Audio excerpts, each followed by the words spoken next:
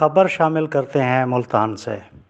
مسلم girls school کلمہ چوک ملتان میں خاتون ٹیچر نے کار کی بریک کی بجائے ریس دبا دی، جس کے نتیجے میں ایک طالبہ جاں بحق، 3 زخمی۔